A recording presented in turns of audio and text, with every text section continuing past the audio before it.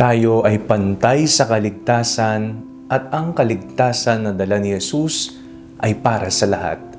Ako po si Father Fiel Pareha at ito po ang ating segment, ang Daily Devotion, na kung saan tayo po ay magdarasal, magbabasa at magninilay kasama ng salita ng Diyos sa buong taon. Manalangin tayo. Sa ngalan ng Ama, ng Anak at ng Espiritu Santo. Amen. Halina, banal na Espiritu, liwanagan mo ang aming puso at isip, nang maunawaan at may sa buhay namin ng iyong salita. Amen. Our Bible passage for today is from the Gospel of St. John chapter 20, verses 11 to 18, and I read it for you. But Mary stood weeping outside the tomb. As she wept, she bent over to look into the tomb, and she saw two angels in white, sitting where the body of Jesus had been lying, one at the head and the other at the feet. They said to her, "Woman, why are you weeping?"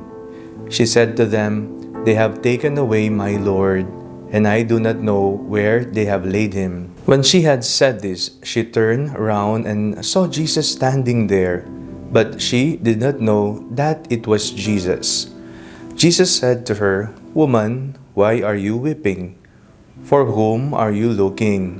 Supposing him to be the gardener, she said to him, "Sir, if you have carried him away, tell me where you have laid him, and I will take him away." Jesus said to her, "Mary." She turned and said to him in Hebrew, "Rabboni," which means teacher. Jesus said to her, "Do not hold on to me, because I have not yet ascended to the Father.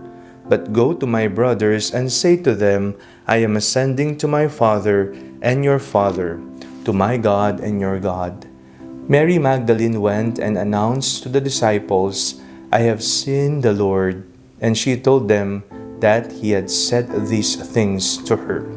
Bakit kaya sa isang babae unang nagpakita ang muling nabuhay na Jesus?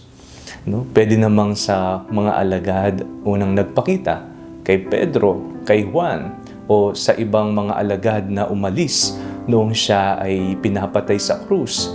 Bakit kay Maria Magdalena? At nakita natin sa Ebanghelyo na si Maria Magdalena ang kauna-unahang nagpahayag sa mga alagad na si Kristo ay muling nabuhay. Siya ang apostol sa mga apostol na sinugo ni Jesus para ibalita ang kaniyang maringal na pagkabuhay. Ang pagpapakita ni Kristong muling nabuhay kay Maria Magdalena sa isang babae ay isang paalala sa atin na ang kaligtasan ay para sa lahat.